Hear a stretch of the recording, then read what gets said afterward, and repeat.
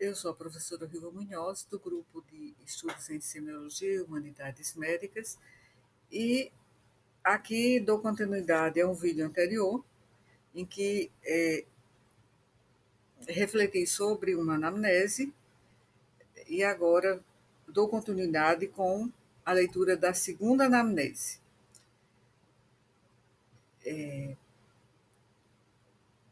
Na realidade, a intenção era terminar tudo no primeiro vídeo, mas não foi possível. Bem, na primeira análise, nós discutimos uma anamnese marcada principalmente pelo desafio da organização e da hierarquização clínica. Agora, nesta segunda, o cenário muda. E isso é muito interessante, né, do ponto de vista formativo. Aqui nós já não estamos diante de uma dificuldade de coleta. Pelo contrário, é uma narrativa bem consistente, uma história que é bem construída e uma tentativa clara de acompanhar a evolução de um caso complexo, igualmente complexo. Mas é exatamente nesse ponto que surge um novo tipo de desafio. Né? Um novo tipo de desafio, por exemplo, quando o estudante começa a narrar bem, ele precisa dar um passo além, passar de uma boa narrativa para a precisão clínica. E é isso que essa segunda anamnese, eu acho, que nos permite discutir. Porque, embora o caso esteja bem contado, registrado bem, começam a aparecer problemas que são típicos de uma fase intermediária da formação, que é inconsistências de lateralidade, uso impreciso de termos semiológicos e, principalmente, uma certa dissociação entre o que é descrito e o que é de fato examinado. Este é um momento muito importante na formação médica. É quando o estudante já não erra por falta de conhecimento, ele erra por falta de mais rigor. Ao longo desta análise, nós vamos discutir exatamente isso, como pequenos erros técnicos podem comprometer a consistência de uma anamnese que é, à primeira vista, bastante boa, né? Bastante completa e que conta bem a história do doente. E mais importante, como transformar essa narrativa adequada em um instrumento clínico realmente confiável. Então, vamos aqui analisar juntos. Aqui coloquei, né, de propósito, uma tarja no nome do estudante ou da estudante e do paciente aqui também, na identificação. Então, essa segunda anamnese apresenta boas qualidades de organização, uma linguagem clínica e uma densidade informativa, principalmente para um caso de alta complexidade, um quadro respiratório, de um paciente jovem com fibrose cística. Ao mesmo tempo, há algumas impropriedades formais, né, que são inconsistências semióticas e oportunidades claras de refinamento do raciocínio clínico. Então, a seguir, vamos tentar, né, transmitir esse feedback formativo, estruturado, tomando por base aqui o registro dessa anamnese aqui, que me foi entregue pela nossa aluna ou aluno. Bem, como eu disse, trata-se de uma anamnese de um bom nível, uma narrativa relativamente madura, um vocabulário técnico adequado e um esforço, que eu sempre observo, o esforço visível de contextualização de um paciente com uma doença crônica complexa, com exacerbação respiratória aguda e complicações infecciosas e também mecânicas. Então, aqui, nosso estudante demonstra capacidade de reunir dados relevantes sobre. Acho que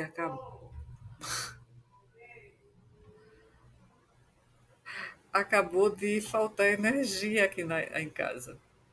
Eu estava gravando durante a tarde, não, pela manhã eu gravei, à tarde tentei, mas não houve tempo, e agora eu continuo gravando e de repente houve um blackout, mas voltou imediatamente a energia. Então vou continuar aqui. Se depois cortar novamente, então foi um erro aí de elétrico. Então, o que é que eu estava dizendo, que até me assustou, sim, que ele tem uma infecção respiratória por Pseudomonas aeruginosa, tem história de internações recorrentes que levam a repercussões nutricionais e funcionais bem importantes. Então, eu acho que três dimensões poderiam ser aperfeiçoadas, né, avaliando de uma forma geral aqui a anamnese. A precisão formal, a coerência interna entre história e exame físico, que foi o mesmo que aconteceu na anamnese que analisei hoje pela manhã e que está em outro vídeo, e a hierarquização semiológica dos problemas atuais, que também foi muito parecido com a anamnese anterior, para distinguir melhor o quadro que o paciente apresenta. Então, como na anamnese anterior, eu coloquei primeiro os pontos positivos, né? Tem uma boa estrutura geral, então o texto está organizado em identificação, queixa principal, história da doença atual, interrogatório sistemático, antecedentes, todos os antecedentes, né? Fisiológicos, familiares, patológicos, pessoais e familiares e sociais. Então, isso facilita bastante a leitura e mostra domínio desse esqueleto clássico da anamnese que a gente geralmente pede que os estudantes sigam aqui na nossa disciplina, que é para o aprendizado da anamnese, né? São realizadas as primeiras anamneses. Então, a história da doença atual, aqui que eu mostro aqui na tela, ela tem um eixo clínico bem reconhecível, ela consegue apresentar um encadeamento bem importante. É um paciente com fibrose cística, já diagnosticada, com início recente de dor torácica em hemitórax direito, febre e dispneia progressiva, com um atendimento inicial, depois foi feita a drenagem torácica, a persistência do quadro que foi observado fez com que o paciente fosse transferido para outro hospital, né, para o nosso hospital. Ele tinha uma infecção pulmonar associada, uma hipótese também de uma fístula broncopleural e o contexto de uma doença pulmonar estrutural avançada. Isso é um ponto forte, porque em casos complexos é comum que o aluno se perca em excessos de informação, né? Então, houve uma boa incorporação também do contexto longitudinal do quadro dele. A anamnese não ficou limitada apenas ao episódio agudo, mas foi resgatada a história de pneumonias de repetição, a história de oscilações ponderais desde a infância, pneumotórax que aconteceram previamente, internações que são frequentes, tudo o que acontece em um paciente com uma doença estrutural crônica complexa, como é a fibrose cística ou mucoviscidose. E a dependência de cuidados maternos, né, frequentes, é um jovem de 19 anos, e prejuízo escolar, laboral, né, em sua vida de desenvolvimento humano e como pessoa, né, acaba sendo interrompido, né, por essa história, né, dessa doença. Isso mostra sensibilidade, né, do aluno, da aluna que fez a anamnese para a dimensão crônica e funcional da doença. O exame respiratório foi relativamente expressivo, então eu acho que nossa aluna ou aluno que fez essa observação clínica aprendeu bastante com esse paciente. O exame do sistema respiratório foi um dos trechos mais úteis, né, da observação clínica. Por quê?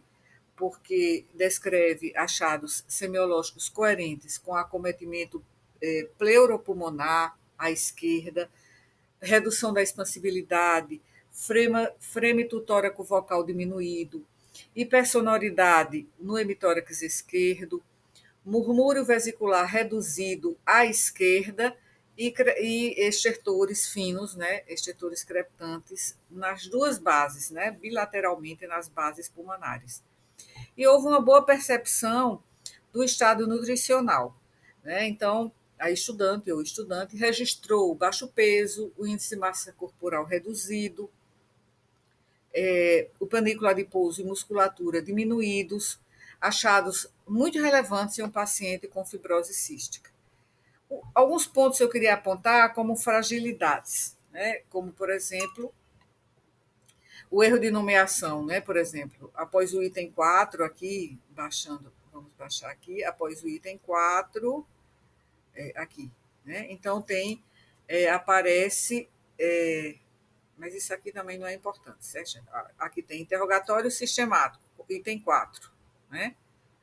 Aí aparece de novo aqui interrogatório sistemático, né? No item 5, quando na verdade aqui é antecedentes fisiológicos, né?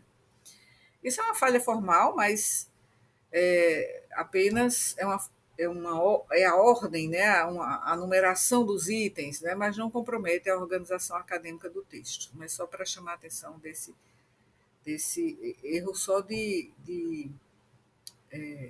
acho que foi de digitação mesmo. E a inconsistência aqui, uma inconsistência que eu acho que é uma inconsistência topográfica, é, como se, como dizer, na própria HDA, né? A queixa principal é a história da doença atual, descrevem uma dor em linha axilar direita e dor torácica hemitórax direito, mas ao longo do texto se afirma que na unidade de pronto atendimento, ou do paciente que foi atendido anteriormente, foi diagnosticado pneumotórax à esquerda. Então, no exame físico, os achados também apontam principalmente para o acometimento à esquerda. Então, isso levanta três possibilidades: erro de lateralidade na história inicial, erro de lateralidade no diagnóstico que foi descrito, ou um quadro bilateral, ou uma dor referida ou mal localizada, sem que isso tenha sido explicado. Então, em semiologia, a lateralidade é um dado bem crítico, porque esse tipo de inconsistência precisa ser checado, né, direitinho.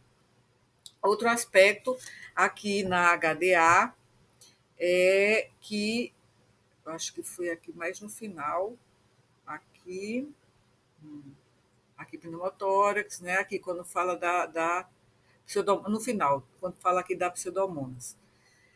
Houve uma mistura entre dados da fala do paciente e dados do prontuário, eu acho, ou dados que foram mostrados através de exames pelo paciente ou por sua acompanhante. Então, em vários momentos, a narrativa assume um grau de detalhe terapêutico e microbiológico muito específico. Por exemplo, cultura de escarro positivo para Pseudomonas aeruginosa e esquema antibiótico com ceftazidima e amikacina, né, que é ficar aqui nesse ponto. Que provavelmente veio do prontuário e não da fala espontânea do paciente. Então, o que foi referido pelo paciente e acompanhante precisa ficar bem evidente dentro da história da doença atual. O que foi obtido por revisão de prontuário ou por algum outro dado que foi mencionado também. Então, assim como o que foi inferido clinicamente, né? Então, precisa haver essa distinção. Aqui o interrogatório sistemático está, assim, extenso, e é bastante amplo, demonstra o esforço que foi feito, mas há um excesso de itens negativos, né, de baixo rendimento. Então, como a gente havia combinado, a partir da segunda anamnese que vocês fizessem, seria importante apenas registrar os dados que estavam presentes, que estão presentes. Então, isso acho que não foi aqui colocado. E deixa-me ver o que mais. Também, sim, eu já disse que ficou abrangente, mas não suficientemente dirigido, acho que para o núcleo fisiopatológico do caso. Só que, assim, como o aluno está na fase de semiologia, isso impossibilita ou dificulta bastante essa correlação, correlação clínica, né? Por exemplo, você falar sobre eh, a necessidade de falar ou de mencionar se tinha ou não diarreia crônica, porque faz parte do quadro, né, da fibrose cística, sinais de insuficiência pancreática também, mas, como eu disse, isso aí vocês vão aprender em um momento posterior da graduação. Bem, alguns termos aqui, acho que foi aqui na ectoscopia, deixa eu me ver aqui. Sim, aqui na ectoscopia. Aqui, pronto, achei. Na ectoscopia, aqui consta temperatura de 37,8 graus Celsius, seguida da palavra hipotermia, o que está incorreto. Tá? Trata-se de 37,8, é um paciente que está com uma febrícula, né? Está ali no limiar, no limite, mas não está hipotérmico, não é hipotermia. Também há uma inconsistência entre aqui, que está aqui abaixo, aqui. Deixa eu colocar um pouquinho aqui para cima. Aqui, rolar a tela, né? Aqui, onde tem frequência respiratória, 28 incursões respiratórias por minuto. Aí, claro, aí você colocou taquipneico. Mas logo depois se diz que ele está eupneico. Aqui abaixo, veja. Deixa eu rolar aqui a tela. Aqui, aqui. Aqui tem a menção ao que aqui o paciente está. Aqui, encontrei. Aqui é o que na verdade eu estou vendo, mas precisa rolar a tela aqui, onde se fala eupneico, mas aqui ele está taquipneico no registro dos sinais vitais. Então, nesse sentido, né, a gente vê uma contradição, né? Então, um paciente com a frequência respiratória de 28 incursões por minuto não é eupneico. Ele pode estar sem desconforto respiratório intenso em repouso, mas não está eupneico. Aqui no exame cardiovascular, sim, no exame cardiovascular,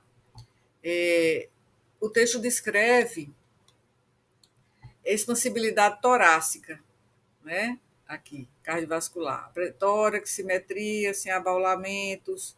Veja que aqui está o exame do tórax. E aqui, exame cardiovascular.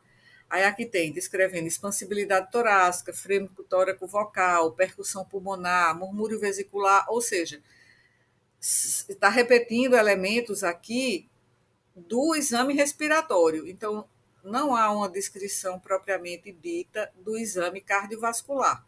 Aqui é feito como se feito uma repetição do exame respiratório aqui no cardiovascular e não do exame cardiovascular. Não é feito o exame, por exemplo, então não há descrição do ictus cordis, das bulhas, do ritmo cardíaco, né, da frequência, a ausculta, se tem ou não sopros, turgência jugular.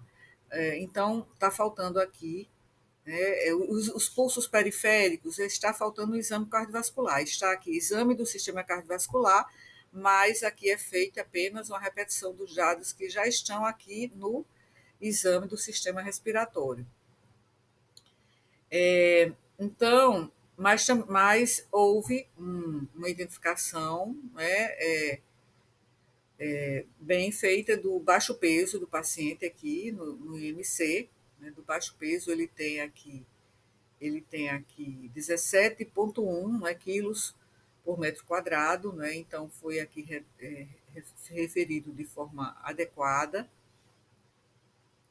E isso é bem compatível, né, com o caso a fibrose cística. Realmente tem um impacto nutricional crônico, e muitas vezes se associa até à insuficiência pancreática exócrina, uma doença pulmonar consultiva e uma dependência, né, terapêutica. Então, isso tudo leva a esse quadro de desnutrição.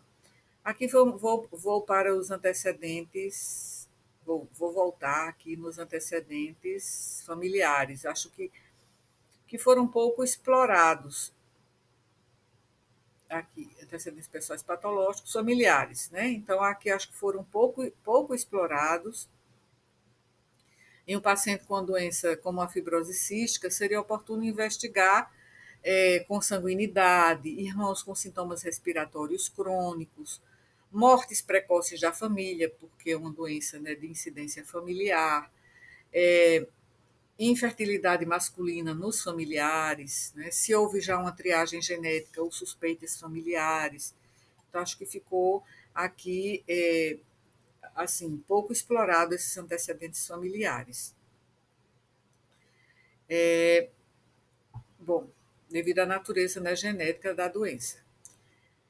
Então, aqui só para fazer um retrospecto, a identificação está adequada, o fato de estar acompanhado também pela mãe é relevante, e foi corretamente incluído isso na história, pois sugere também uma dependência parcial para o cuidado e pode também influenciar a confiabilidade ou não de certas informações. A queixa principal está objetiva, clinicamente útil, dor em linha axilar direita associada à febre há 3 dias.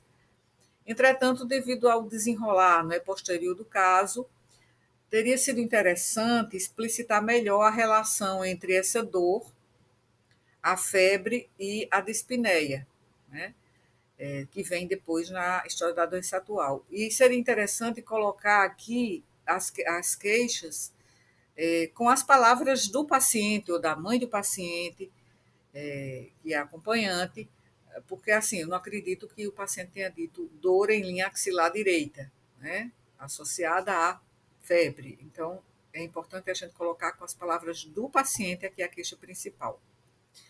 A história da doença atual aqui é uma das melhores partes, né, dessa anamnese. Eu acho que precisa de refinamento ali, onde eu já apontei, né, a questão da lateralidade, a distinção entre doença de base do evento agudo, a separação entre dados do paciente e os dados que foram vistos no prontuário ou em algum exame. Então, são esses dados que eu já tinha até mencionado aqui anteriormente. O interrogatório sistemático, assim, acho que ainda está enciclopédico demais, né, porque aqui foram colocados os sintomas também ausentes. E a gente já tinha colocado, tinha, digamos, pactuado, né, que a partir da segunda anamnese se fossem colocados apenas os sintomas que estão presentes, certo? Então ficou muito enciclopédico, que a gente pede que isso seja feito apenas na primeira anamnese, que é feita na disciplina. E acho que é isso. Nos antecedentes pessoais, vamos seguir aqui, antecedentes pessoais. Aqui, pronto. Antecedentes pessoais. Esse bloco ficou bastante forte porque foram registradas as hospitalizações frequentes, o pneumotórax, ou melhor, os pneumotóracos anteriores, o uso de medicamentos específicos para a fibrose cística, também aqui o uso irregular e a dependência, né, de suporte materno, não é? Isso é bem valioso aqui dentro da história. O que falta mais, assim, é uma precisão conceitual, por exemplo, diferenciar melhor comorbidades, complicações, medicamentos de manutenção e em relação à própria adesão. Aqui os antecedentes sociais, antecedentes familiares já comentei, antecedentes sociais. Muito bons, especialmente porque mostram efeitos concretos da doença na escolarização, na ocupação, né, na profissionalização da pessoa, do paciente, a vida cotidiana, e isso enriqueceu bastante a anamnese. Bom, no exame físico, a ectoscopia e o exame respiratório foram muito úteis O abdominal e urinário estão também satisfatórios. O maior problema está, como eu disse, no item cardiovascular, que não examinou de fato o sistema cardiovascular e repetiu a semiotécnica pulmonar. O que mais? Sim. Então, eu vou fazer um resumo aqui para finalizar. Aqui a internet parece que está um tanto quanto instável, né? Então, eu vou finalizar logo. E vou deixar para analisar as outras duas anamneses que tenho aqui comigo. As outras duas foram lidas, né, em reunião com meus alunos e alunas, mas aqui não deu tempo para fazer em um vídeo só. E também estou com certas dificuldades aqui de conexão também e de energia elétrica, como já aconteceu aqui o blackout. Bem, vou apontar as principais inconsistências ou pontos, né, que poderiam ser revisados. Aqui, em relação ao título da seção 5, né, que está incorreto, já mencionei isso no início, aqui. Quanto o conteúdo é de antecedentes fisiológicos, né? O erro na lateralidade, que aqui na história da doença atual se fala do à direita, e o pneumotórax também, e os achados depois à esquerda. A temperatura também na ectoscopia, que mencionei, de 37,8, que foi classificada como hipotermia, o que está incorreto. O paciente é descrito como eupneico, apesar de estar com a frequência respiratória de 28 incursões respiratórias por minuto. O exame cardiovascular, já mencionei, inadequadamente preenchido, com os dados do aparelho respiratório.